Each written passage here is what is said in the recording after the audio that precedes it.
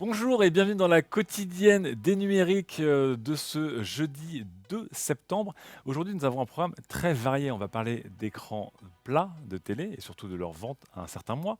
On va parler de smartphones, on va parler de 4x4 et de véhicules un peu extravagants. On va également parler de crypto et de piratage, de smartphones, d'OS, de nouveaux hardware et d'un constructeur de smartphones qui lui se lance dans l'auto. Camoulox, c'est parti. Vu que nous sommes début septembre, nous nous sommes intéressés aux ventes de septembre d'un certain segment d'appareils, les télés, ou même ce qu'on appelle les écrans plats. Puisque une polémique est née depuis dimanche dernier sur les propos de notre ministre de l'Éducation, Jean-Michel Blanquer, qui affirmait que notamment les allocations de rentrée scolaire, qui sont des allocations données aux familles les plus modestes, étaient souvent utilisées pour autre chose que pour des fournitures pour leurs enfants, et notamment des écrans télé. Et allant plus loin, le ministre, pour répondre à la polémique, il était assez certain que les ventes, notamment de télé, eh bien, écoutez, augmentaient en septembre et c'était pas pour rien selon lui. Du coup, tout le monde a mené l'enquête sous la polémique, évidemment, qui a fait rage ces derniers jours. Et ce sont nos collègues de chez Check News, nos confrères de chez Check News de Libération, qui ont eu le fin mot de l'histoire, puisqu'ils ont été interviewés notamment la CAF et d'autres associations qui travaillent avec ces allocations, mais surtout l'Institut GFK, qui est un petit peu celui qui fait la pluie et le beau temps et qui donne un petit peu les ventes de divers segments d'appareils, mais aussi les audiences, etc. Et selon GFK, eh bien écoutez, historiquement, le mois de septembre est l'un des plus mauvais mois pour les ventes de télévision. Il n'y a pas vraiment de nuances ou d'autres choses à dire là-dessus. Avec le mois d'août, on est vraiment dans le creux de la vague des ventes de télé, et ce depuis pour des chiffres qui ont été relevés entre 2015 et 2020. Et pour eux, pas de surprise encore une fois, les ventes augmentent, vous le voyez, vers la fin d'année pour les courses de Noël et le Black Friday. Elles augmentent aussi très fortement pour les soldes qui arrivent aussi en début d'année.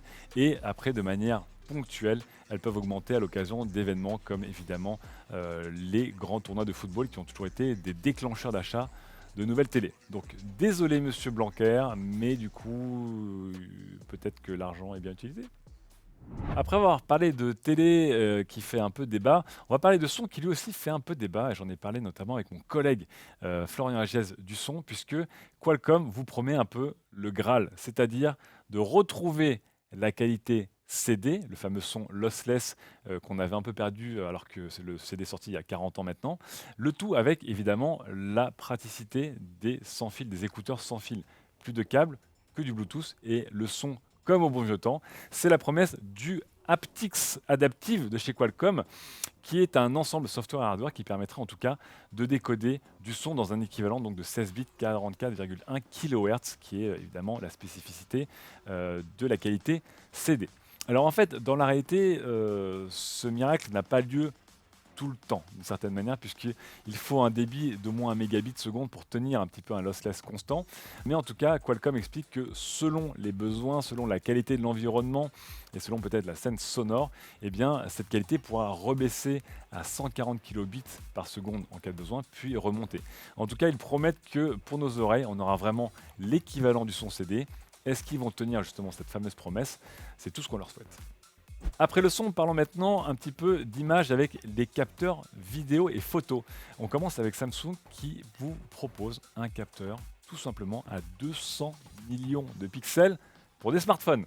Ok, alors déjà on avait un capteur qui était à 108 millions de pixels pour les smartphones, qui je vous le rappelle sont présents évidemment dans les smartphones maison, mais aussi chez Xiaomi, avec des résultats bons, mais aussi du pixel binning, hein, qui est vraiment le vrai usage de ce type de capteur ultra haute résolution. A-t-on vraiment besoin de passer à des photosites de 0,64 micromètres dans un capteur qui fait vraiment donc une taille très faible? Je n'en suis pas sûr. En tout cas, Samsung a l'air plutôt convaincu de leur inflation de résolution. On verra ce que ça donnera lorsque, évidemment, on va pouvoir commencer à faire donc, du pixel binning et merger 4 voire 16 pixels ensemble pour avoir des images de moins haute résolution, mais de meilleure qualité. Du coup, pourquoi ils n'ont pas fait des capteurs de moins haute résolution avec des plus grands photosites? Je ne sais pas. En tout cas, je pense que sur la petite fiche marketing, 200 millions de pixels, ça fera peut-être vendre. On passe maintenant du côté des États-Unis avec Red, qui ne fait pas la course à la résolution. Je vous rappelle, Red est un constructeur de caméras de cinéma et de films très haut de gamme et numérique, qui s'est lancé parmi les premiers au monde dans la 4K à l'époque. Et aujourd'hui, ils ont évidemment des caméras qui font du 6 et du 8K depuis longtemps. Ce coup-ci, on a quand même avec leur V-Raptor ST, quelle jolie référence, une caméra déjà extrêmement impressionnante, mais une caméra qui va promettre notamment de la 8K 120 images par seconde en RAW, c'est-à-dire en format non compressé. Durant le live ce matin à 11h, eh bien, écoutez, le chat a réussi à calculer du coup qu'un plan de 60 secondes prendrait entre 200 et 260 gigas de mémoire. Donc accrochez-vous pour vos cartes graphiques. Accrochez-vous aussi un petit peu à vos portefeuilles puisque vous voyez, le boîtier nu coûte l'équivalent de 25 000 $ hors taxe. Il faudra évidemment, vous savez, quand on est dans la vidéo là, et le cinéma, ajouter beaucoup d'accessoires. Le starter pack commence lui à 30 000 $ avec un lecteur de cartes, deux batteries et un petit viseur pour commencer à faire vos petits vlogging au calme. Passons maintenant un petit peu à la voiture et en général quand on parle de voiture, vous connaissez un peu les suspects usuels, j'ai envie de dire, de cette quotidienne. On parle de Tesla, on parle de Stellantis, on parle de General Motors, Hyundai, Toyota, bref tout le monde. On accueille un petit nouveau s'il vous plaît dans la scène et c'est tout simplement Xiaomi qui a décidé de se lancer dans le marché des véhicules électriques avec une nouvelle compagnie, Xiaomi EV Inc., donc pour Electric Vehicles bien sûr, qui entend faire son petit trou et manger sa part de gâteau dans les 10 ans à venir, avec pour l'instant, écoutez, un petit budget de 1,55 milliard de dollars pour débuter. En tout cas, vous savez à quel point Xiaomi s'est lancé de manière extrêmement rapide sur beaucoup, beaucoup de marchés, c'est-à-dire qu'on parle autant de trottinettes que de smartphones, que de rice cooker et que de climatiseurs. Est-ce que la voiture, qui est un marché réputé extrêmement difficile, réussira aussi à Xiaomi? On verra. J'ai hâte en tout cas de voir une Xiaomi Car, puis une Xiaomi Car Pro, et une Xiaomi Car i, et une Xiaomi Car Lite, et une Xiaomi Car T, et une Xiaomi Car T Pro. Bref, ça va être un sacré truc. Avant que Xiaomi n'arrive sur le marché des véhicules électriques, parlons d'un véhicule électrique qu'on attendait depuis des années et qui est en train de vraiment montrer le bout de son nez. Le fameux Rivian R1T, à vous les jeux de mots, est un pick-up américain électrique haut de gamme qui a été présenté depuis des années et qui devrait arriver au mois de septembre. Nos confrères de Motor Trend ont enfin pu l'essayer et sont revenus avec écoutez, des impressions très positives sur ce 4x4 en termes écoutez, de finition, de feeling, d'idées, de conception, puisqu'il est rempli d'idées. Je vous rappelle que le marché notamment des pick-up est un marché extrêmement important et populaire aux États-Unis et que les gens sont prêts à mettre beaucoup de moyens dedans. En témoignent évidemment les centaines de milliers de précommandes pour le Cybertruck de Tesla et le succès du F-150 Lightning de Ford déjà qui a été lancé à un tarif beaucoup plus doux. En tout cas, ce Rivian R1T va arriver dans les prochaines semaines aux États-Unis. On a hâte de le voir peut-être dans d'autres contrées et puis on a hâte de voir aussi ce que ces fameuses 4 roues motrices indépendantes pourront donner. Je vous rappelle qu'il peut vraiment littéralement tourner comme un tank avec 2 roues qui vont en avant, 2 roues qui vont en arrière. Bref, c'est assez impressionnant. Allez lire en tout cas ces premières impressions de Motor Trend sur le Rivian R1T. Si vous trouviez que justement ce pick-up était un peu gros et un peu massif pour vous, c'est que peut-être vous manquez d'ambition dans la vie. Je vous propose un véhicule encore plus gros. C'est un véhicule de chez Demble qui s'est amusé un petit peu à convertir des camions Mercedes. Et c'est une entreprise en fait qui vient de l'industrie des yachts, donc des bateaux de luxe, et qui s'est dit pourquoi on ne ferait pas littéralement un yacht sur roue là-dessus. Et voici le motorhome de chez Demble. Vous allez voir un véhicule déjà superlatif dans ses dimensions, parce que c'est littéralement un camion, donc il faudra déjà passer un petit permis dédié pour conduire ce bébé. Mais vous allez voir, c'est très important. Il vous permet aussi d'emporter des choses essentielles pour vous déplacer une fois que vous l'aurez stationné, si vous arrivez à faire le créneau, puisque vous allez pouvoir emporter dans le modèle S un scooter, dans le modèle M une voiture de type Smart, et dans le modèle L, et qui évidemment nous intéresse vraiment, la voiture d'une taille d'une Ferrari qui est garantie de pouvoir rentrer à l'arrière de votre petit motorhome. Important évidemment pour, vous savez, aller acheter le pain le matin lorsque vous allez au village à côté. Évidemment, c'est très drôle et je pense que ça touchera très peu de personnes parce qu'il faut être multimillionnaire et avoir un permis de conduire de camion et vivre dans un pays où ça peut circuler quelque part parce que c'est gigantesque. Mais pour le plaisir des yeux, regardez-moi ça, comment on est bien à l'intérieur. On a surtout beaucoup aimé, notamment, vous allez voir, Les finitions, hein, j'ai envie de dire, ça a l'air plutôt confortable quand même, hein. Ça a l'air plutôt confortable. Le land yachting, comme ils viennent de l'inventer, donc le yacht de terre, le yacht sur roue. Et vous allez voir surtout la longueur du bébé. Regardez-moi ça. C'est plus grand qu'à peu près 85% des appartements à Paris, de source de la préfecture de police. Voilà. Et je vous rappelle qu'évidemment, à la fin, c'est un petit peu long, puisque il faut bien avoir la longueur pour, en dessous de vos toilettes, loger la Ferrari. Vivement que j'ai de l'argent. On quitte les automobiles un peu superlatives, on va passer maintenant au smartphone. On commence par un modèle un peu superlatif, et lui aussi c'est un beau bébé, puisque c'est évidemment le Galaxy Z Fold 3. Ça c'est le Z Fold 2 qui va enfin pouvoir passer le flambeau. Le Z Fold 3, notre test est paru, et c'est évidemment Laure, notre chef de service, qui s'y est collée. Elle lui a mis 5 étoiles, c'est vraiment la consécration pour cette troisième, enfin les puristes disons, cette quatrième itération du téléphone dépliant de Samsung. En gros, et je vous invite évidemment à aller lire le test, il a tout bon, il a tout mieux, sauf sur un point, qui est l'autonomie. Et j'ai l'impression que l'autonomie en stagnation, voire l'autonomie en baisse, c'est un peu le téléphone de la plupart des, c'est un peu le défaut pardon de la plupart des téléphones 2021 par rapport à 2020. Pour le reste, en tout cas, on a un téléphone encore mieux fini, étanche, compatible avec un S Pen, une caméra sous l'écran. Bref, c'est un petit peu la totale. Allez le voir. Je vous rappelle que ce téléphone, en tout cas, coûte 1800 €, ce qui reste très cher. Un peu moins cher que son prédécesseur qui était à 2000 €. Et surtout, un peu pingre de la part de Samsung, le S Pen Fold Edition, qui est justement une des grosses nouveautés, n'est pas fourni avec. J'ai mis un petit carton jaune à Samsung pour l'absence du S Pen, mais par contre je leur mets un carton vert. Si au foot on pouvait mettre un carton vert, ce serait sympa. Puisque Samsung a annoncé aussi que les nouveautés de One UI 3.1.1 que vous trouvez dans le Z Fold 3, eh bien ces nouveautés vont arriver en grande majorité pour les propriétaires de Z Fold 2 et de Z Fold 1. C'est une bonne nouvelle. Vous savez, chez le numérique, on est toujours pour un meilleur suivi logiciel et dans le temps, contre l'obsolescence programmée. Et Samsung, là-dessus, a fait le bon pas, puisque vous voyez beaucoup de fonctionnalités qui sont apparues avec le Z Fold 3 eh bien, seront compatibles avec les prédécesseurs. Et ça, c'est une très très bonne nouvelle. Surtout, en général, quand vous avez acheté un téléphone 2000 €, vous avez envie qu'il tienne un petit peu dans la durée. On passe maintenant à l'informatique un peu plus générale, et je vais vous parler de smartphones et d'ordinateurs à la fois, puisque je vais vous parler des chipsets de chez Google. Nos confrères de Nikkei Asia reviennent avec un rapport assez complet sur ce qui se trame en coulisses chez Google, côté notamment chipset et processeurs. Vous le savez, les Google Pixel 6 seront animés par le premier SoC maison de chez Google qui s'appelle Tensor, mais on apprend maintenant aussi que Google voudrait aussi animer ses Chromebooks avec aussi ses propres processeurs. Est-ce que quelqu'un a dit Apple quelque part? Je ne sais pas. En tout cas, c'est une stratégie qui est prometteuse et sur laquelle beaucoup de géants voudraient se lancer. On apprend également, et c'est assez étonnant dans ce rapport, que Google va notamment augmenter sa production de Tensor pour ses Google Pixel 6 et que Google serait extrêmement confiant sur les ventes du Pixel 6 puisque, attendez, attention, tenez-vous bien, ils comptent augmenter de 50% la vente de leur Pixel 6 sur l'année prochaine. Vous dites 50% en plus, c'est énorme. C'est aussi là où on apprend que Google, en 2020, a vendu 7 millions de téléphones. 7 millions de téléphones, sachant que Apple vend 200 millions d'iPhone par an.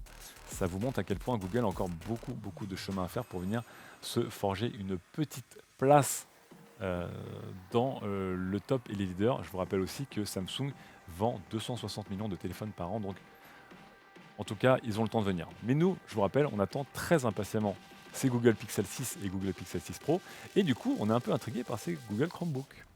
En parlant de hardware et de laptop, on va passer maintenant du côté de chez Microsoft qui vient d'officialiser sa conférence d'annonce justement de matériel pour le 22 septembre. Et vous voyez la petite silhouette en image, je pense qu'elle ne laisse pas de place à beaucoup de mystères.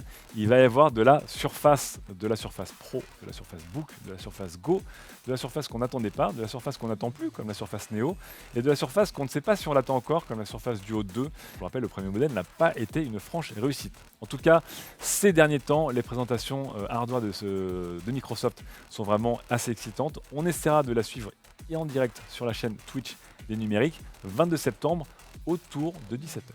En attendant cette conférence du 22 septembre, on continue à s'intéresser au côté software de Microsoft. Je vous rappelle que Windows 11 est en bêta et que Windows 11 est aussi au milieu de pas mal de polémiques puisque le système est extrêmement sélectif sur le type de matériel avec lequel il veut bien joué.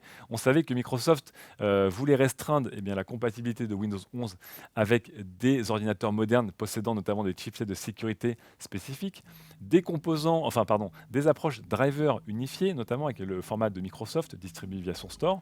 Et on voit aujourd'hui que notamment des bêta-testeurs qui ont essayé de télécharger et d'installer Windows 11 sur leur PC se sont fait juste éjecter comme des malpropres en boîte de nuit un samedi soir parce que vous portiez des baskets.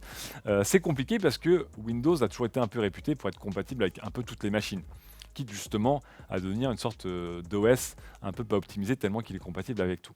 On comprend l'envie de Microsoft d'un petit peu commencer à resserrer le parc de machines qu'ils vont supporter en général, mais là du coup ça laisse beaucoup de gens, on va dire, dans une situation un peu floue, et il est très difficile aujourd'hui, si on n'a pas passé un petit test, de savoir si sa machine va vraiment être compatible avec Windows 11, car même si on sait que beaucoup de machines modernes cochent toutes les cases demandées par l'OS de Microsoft, certaines machines, même âgées de moins de 4 ans, ne cochent pas toutes les cases.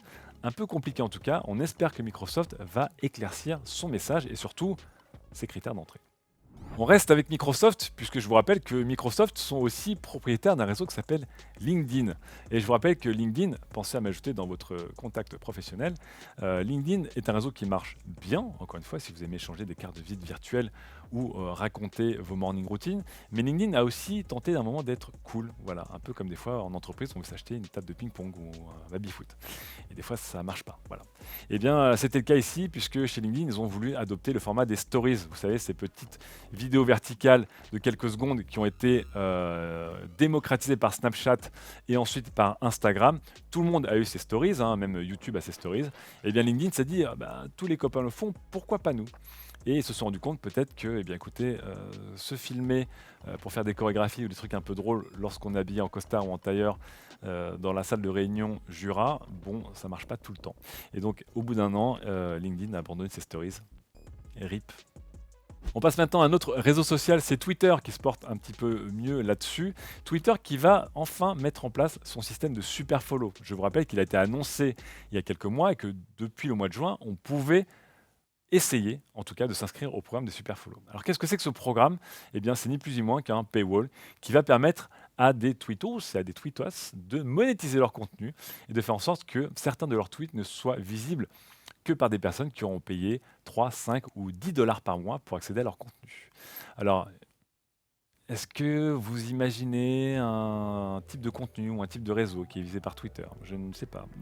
C'est compliqué, c'est complexe. Mais disons, pour vous donner un petit indice, que cette ouverture des super follow se fait dans un moment où notamment OnlyFans est dans la panade et que toute sa communauté, notamment de travailleurs et de travailleuses du sexe, sont en train de fuir ou de bouder la plateforme. En tout cas, on a regardé les premiers comptes Twitter qui ont été éligibles au super follow.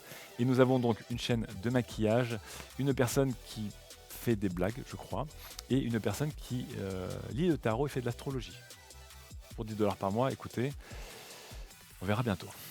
En tout cas, avant que ces super follow soient un succès ou soit des stories sur LinkedIn, Twitter est dans le viseur de plusieurs associations et plusieurs lobbies qui cherchent notamment à censurer en général le contenu sexuel et pornographique sur tous les réseaux sociaux.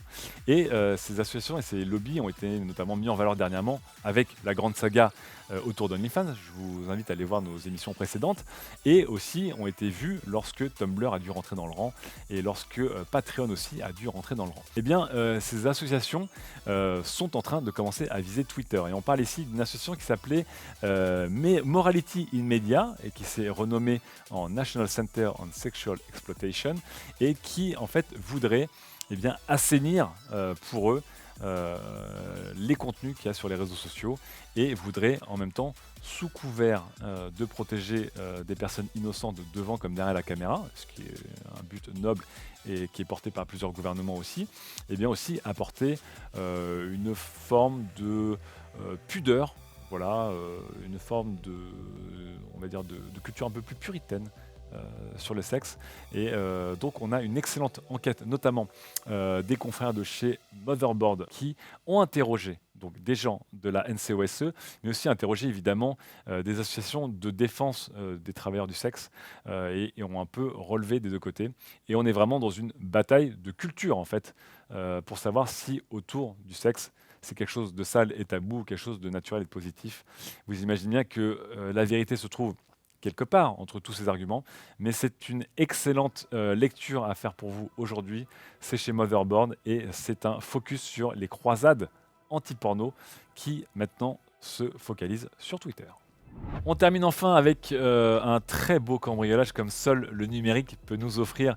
Évidemment, on va parler de NFT. Vous savez, les NFT, c'est cette fameuse technologie qui emprunte à la blockchain pour certifier tout et n'importe quoi. On peut certifier des objets, on peut certifier une viande, on peut certifier une paire de Nike. On pourrait faire plein de choses avec les NFT. Mais en ce moment, ce qu'on s'amuse à faire avec des NFT, c'est vendre des JPEG et des artworks très chers. Donc, si vous avez vécu ces dernières années sous un caillou, jeu de mots pour les fans de NFT, eh bien, vous aurez vu qu'il y a aussi beaucoup d'arnaques et celle qui vient de sortir, elle est plutôt savoureuse. Pour le contexte, je vous rappelle qu'aujourd'hui, un des artistes les plus en vue du monde, enfin aujourd'hui, ces dernières années, c'est évidemment Banksy, c'est un des symboles du street art et c'est un artiste anglais qui est toujours officiellement anonyme, dont on ne connaît pas l'identité, et qui a posté à travers le monde des œuvres, des street art, qui a publié des films, qui a fait des blagues, etc. etc.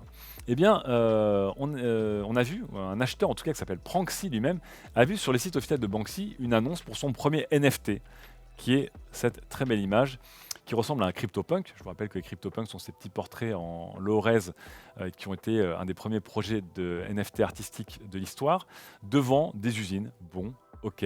Il voit le lien qui envoie vers, vous le voyez, OpenSea.io. Et je vous rappelle que OpenSea est aujourd'hui la plus grande place de marché de vente de NFT au monde. Donc, c'est le site officiel de Banksy qui annonce la vente d'un artwork et je vais sur l'enchère sur OpenSea.io, ça paraît safe. Évidemment, il s'est jeté dessus et il a dépensé l'équivalent de 100 Ethereum, 100 Ether, pardon, pour acheter cette œuvre. Alors, le cours de l'Ether étant follement changeant toujours, c'était à l'époque quand il a payé quasiment 300 000 euros. Aujourd'hui, c'est quasiment 400 000 euros. Et en fait, il s'est très vite rendu compte que cette offre était une fausse, puisque l'offre a immédiatement disparu du site de Banksy. Le vendeur a accepté son offre au bout d'une heure au lieu de faire tourner les enchères et on aurait pu imaginer que ça aurait pu monter à plusieurs millions d'euros. Et la team de l'équipe autour de Banksy, qui est là aussi pour un peu certifier les décisions et les œuvres de Banksy, parce que beaucoup de gens aujourd'hui font des fausses œuvres de Banksy, eh bien, a annoncé qu'il n'avait jamais mis en place une vente de NFT. Et donc, extrêmement, j'ai envie de dire, zen pour quelqu'un qui a peut-être perdu 400 000 euros, l'acheteur qui s'appelle Pranksy, eh bien, est en train de un petit peu d'encaisser sa perte de 100 Ethers sur un JPEG. Une arnaque de base et il se dit qu'il a été un peu naïf. Sauf que, quelques heures plus tard, eh bien, plot twist, rebondissement un peu total, la personne qui avait encaissé ces 100 Ethers les lui a rendu. Et finalement, il n'a perdu que quelques milliers d'euros pour le minting et pour la marge d'OpenSea, mais il a récupéré ses Ethers. Donc assez incroyable de s'être fait cambrioler, puis de s'être fait rembourser. Et du coup, des théories un peu folles circulent. La première, c'est qu'évidemment, eh bien, c'est un arnaqueur ou une arnaqueuse qui a eu des remords et qui a rendu l'argent. C'est le plus probable, en même temps, c'est difficile d'y croire, parce que c'est très facile de blanchir des Ethers aujourd'hui avec certaines plateformes. Mais la deuxième théorie, c'est qu'en fait, tout cela n'était qu'un prank, une blague de Banksy, et donc une œuvre d'art, un happening de la part de l'artiste, qui aurait lui-même créé une fausse annonce pour vendre un NFT, pour peut-être dénoncer, parce que vous savez que Banksy aime bien dénoncer, pour dénoncer le Far West que sont les NFT actuels. Et enfin, la troisième théorie, c'est que l'acheteur lui-même pourrait faire partie littéralement de la blague, puisque je vous rappelle que l'acheteur, si vous regardez un petit peu, un peu comme à la fin d'un certain film, Usual Suspect, je ne vous spoil pas tout, vous regardez le nom de Pranksy, et évidemment c'est la contraction de prank, qui est une blague, une farce, et de Banksy. On ne saura jamais. En tout cas, c'était une blague à 400 000 euros. C'est sur ce petit non-cambriolage que se termine cette quotidienne condensée. Merci beaucoup encore une fois de nous suivre, de nous mettre des gentils commentaires. N'hésitez pas à partager, à mettre des pouces bleus, des abonnements, c'est vraiment important parce qu'on a besoin que nos vues décollent, on a besoin que vous soyez toujours plus nombreux pour qu'on continue à faire cette émission. Merci évidemment à Karl et à Diana. Je vous donne rendez-vous demain évidemment en fin de journée pour une nouvelle quotidienne condensée. Et puis je vous donne rendez-vous demain à 11 h pour le live complet avec tous les sujets.